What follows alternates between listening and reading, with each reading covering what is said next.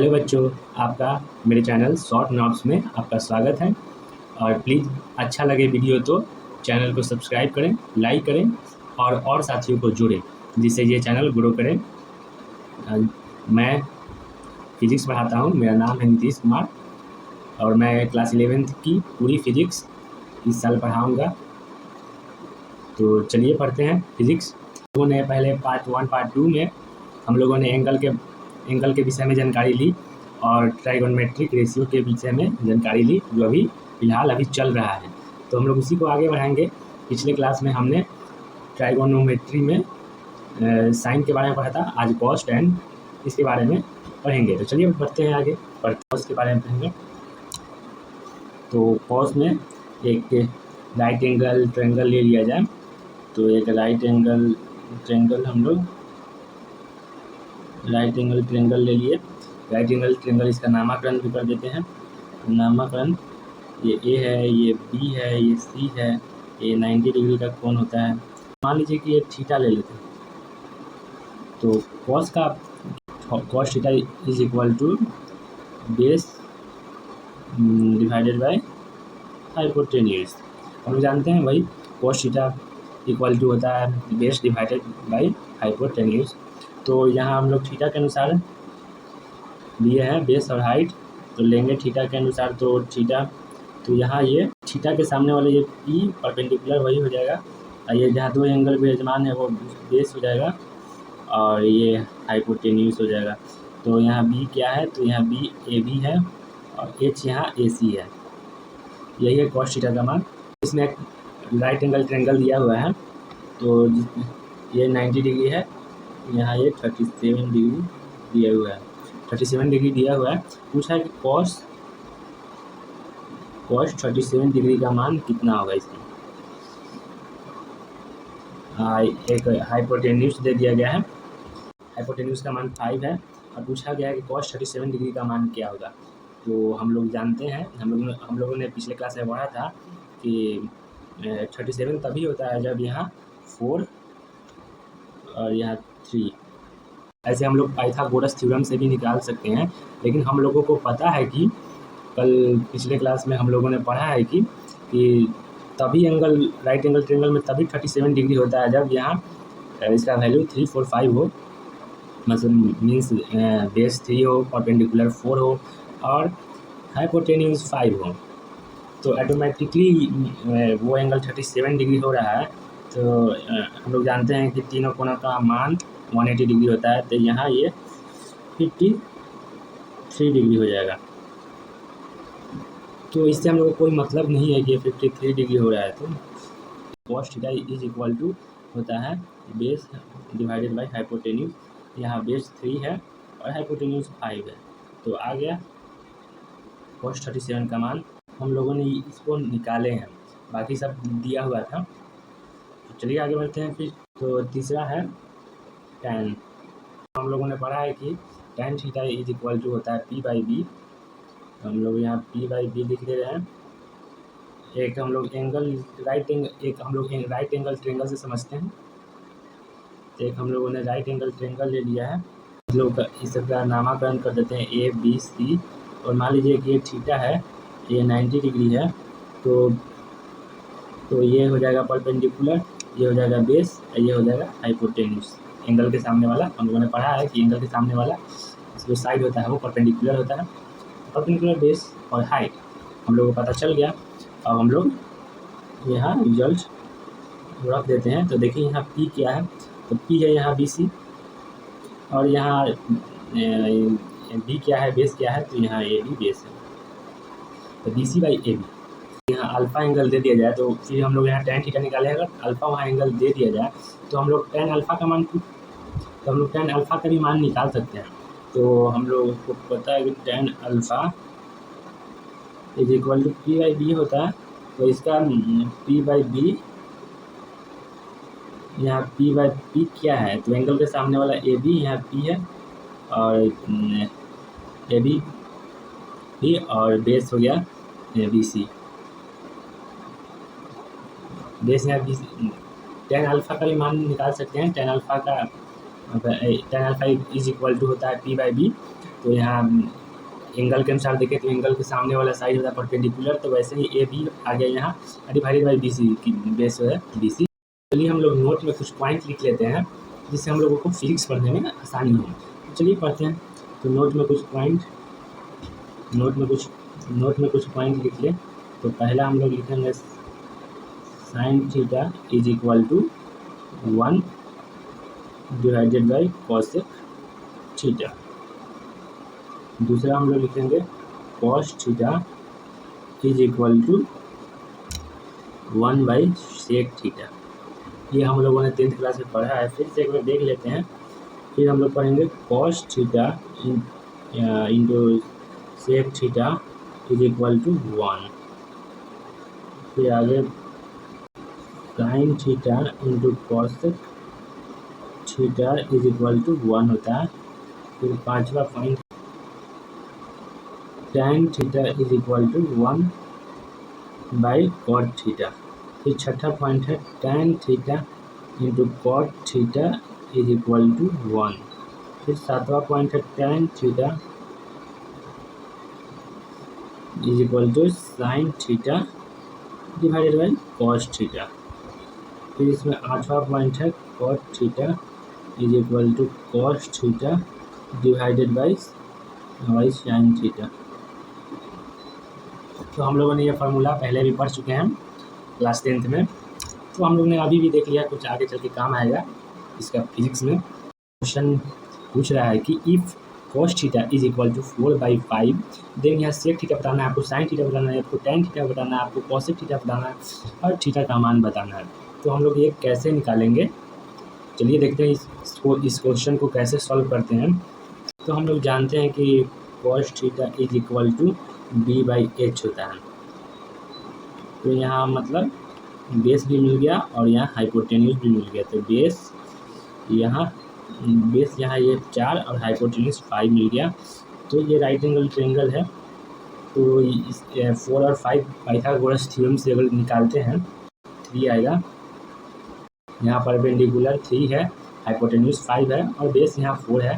तो चलिए हम लोग जो पूछा हुआ है उसमें हम पुट करते हैं।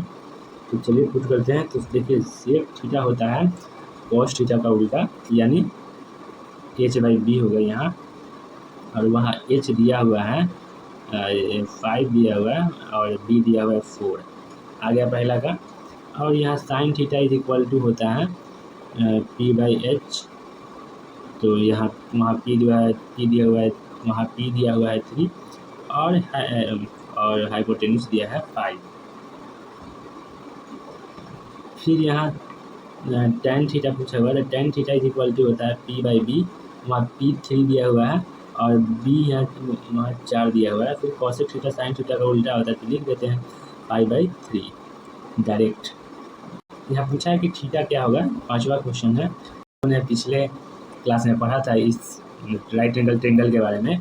तो हम लोग जानते हैं कि 4 और 5 के बीच में 37 डिग्री होता है। तो हम लोग थीटा वही मान के लिए हैं, तो इसलिए इसका आंसर आ गया 37। ऐसे हम लोग निकाल भी सकते हैं। चलिए हम लोग निकाल कर देखते हैं। थीटा के यहाँ मान पूछा है, तो cos theta is equal to होता है b/h। तो यहाँ b/h दिया है 4 और 5/5 दिया हुआ है, b और h, तो 4/5 ये थीटा। तो कितना हो जाएगा उस एंगल के अनुसार 37 डिग्री। थीटा का मान कितना हो जाएगा, थीटा का मान 37 डिग्री हो जाएगा। पूछ रहा है क्वेश्चन की फाइंड आउट, पूछा find out value of sign 23 degree into cosec 23 degree का। मतलब यहाँ वैल्यू पूछ रहा है, तो हम लोगों को पता है, सोल्यूशन में चलते हैं। यहाँ एंगल एक ही है, तो हम लोगों ने पढ़ा कि sine theta into cosec theta is equal to 1 होता है। तो यहाँ हम लोग साइन 23 डिग्री है into cosec 23 degree is equal to 1 हम लोगों ने पढ़ा है। यहाँ इसको ऐसे भी लिख सकते हैं, साइन 23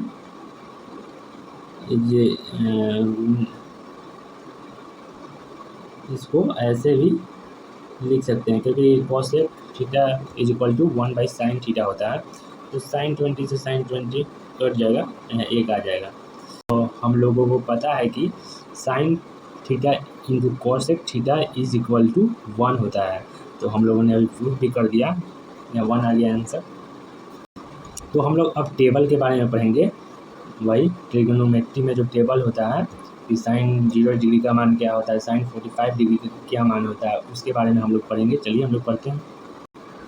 साइन 0 डिग्री का मान यहाँ 0 होता है, साइन 30 डिग्री का मान यहाँ 1/2 होता है, साइन 45 डिग्री का मान यहाँ 1/√2 होता है, साइन 60 डिग्री का मान √3/2 होता है, और यहाँ साइन 90 डिग्री का मान 1 होता है, हम लोग को पता है।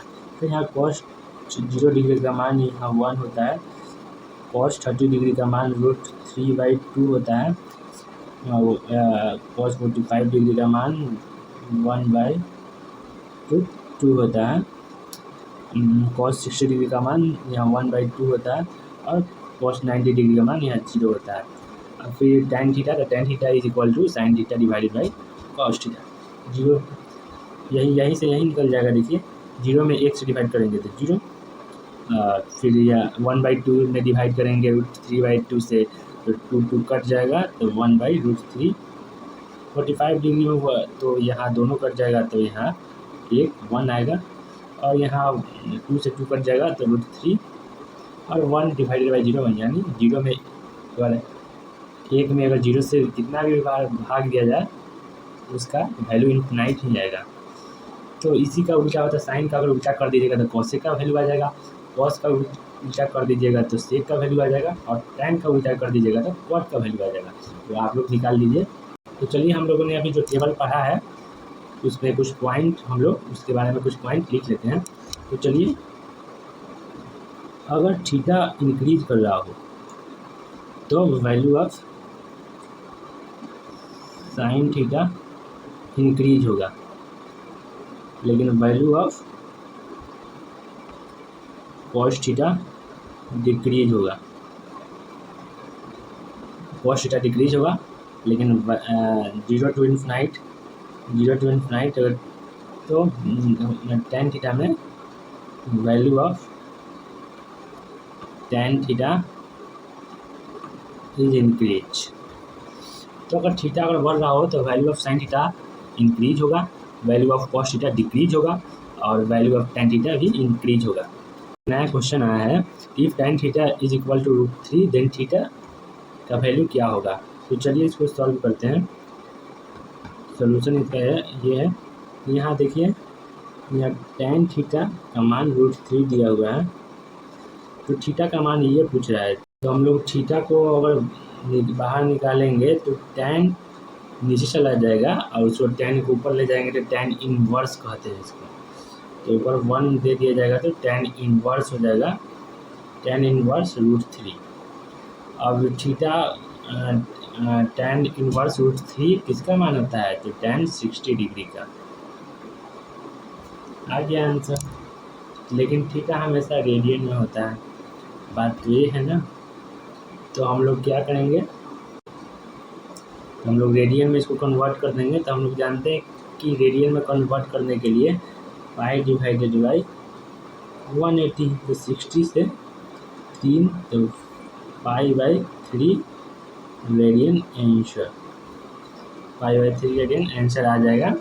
इसको हम लोग रेडियन में कन्वर्ट कर देते हैं, थीटा ऑलवेज इन रेडियन, हम लोग को याद है पहला क्लास। तो एक नया क्वेश्चन है कि theta is equal to sine inverse 4/5 है।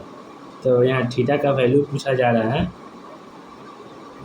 इसका हिंदी में मीनिंग ये होगा कि थीटा की वो वैल्यू बताओ जिसमें साइन का मान 4/5 आता है। तो चलिए निकालते हैं वैल्यू। तो यहाँ दिया हुआ है क्वेश्चन में कि theta is equal to sine inverse 4/5। तो चलिए यहाँ 4/5 दिया हुआ है, तो हम लोग जानते हैं कि sine theta is equal to 4/5 दिया हुआ है, तो 4/5 यानी p/h। तो यहाँ p दिया हुआ है, यहाँ p 4 है और यहाँ h 5 है।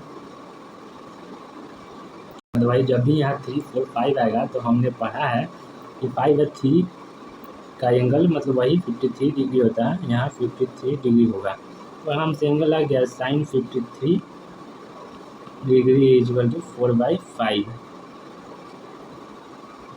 P/H साइन थीटा का जगह 53 भर दिया, आ गया साइन थीटा। वही साइन 53 डिग्री का मान 4/5 होता है, हम लोगों ने पिछले क्लास में देखा था। हमने अभी कुछ पढ़ा है कि अगर थीटा अगर इंक्रीज हो रहा है तो साइन थीटा का मान इंक्रीज होगा। हम लोगों ने अभी पढ़ा है, तो यहाँ हम लोग साइन 37 डिग्री और यहाँ साइन 53 डिग्री, यहाँ थीटा यहाँ इंक्रीज हो रहा है तो साइन का वैल्यू भी यहाँ बड़ा आएगा, तो यहाँ इसलिए यहाँ 4/5 होगा। और यहाँ याद रखने का ट्रिक है, यहाँ 3/5 आएगा। वैसे ही कॉस में होगा, यहाँ साइन में हम लोग देखें। अब चलिए कॉस में देखते हैं। दूसरा नोट, कॉस में हम लोग जानते हैं 53 डिग्री, यहाँ 37 डिग्री हम लोगों को पता है। लेकिन कॉस में देखिए, कॉस में हम लोगों ने अभी पढ़ा है कि अगर थीटा इंक्रीज हो रहा हो कॉस में, तो कॉस थीटा की वैल्यू डिक्रीज, इसलिए कॉस 37 डिग्री का मान और कॉस 53 डिग्री का मान, कॉस 37 डिग्री का मान ज़्यादा होगा और कॉस 53 डिग्री का मान तो कम होगा। तो यहाँ देख लेते हैं कॉस 53 डिग्री, तो यहाँ एंगल का वैल्यू लिखना होगा, तो यहाँ कॉस 37 डिग्री का मान होगा, कॉस 37 डिग्री का मान, तो ये इस एंगल से ये 4/5 हो जाएगा, ये 4/5 है, ये कॉस 53 डिग्री यानी 3/5। तो आज के लिए इतना ही। अगर क्लास अच्छी लगे तो प्लीज़ लाइक एंड सब्सक्राइब।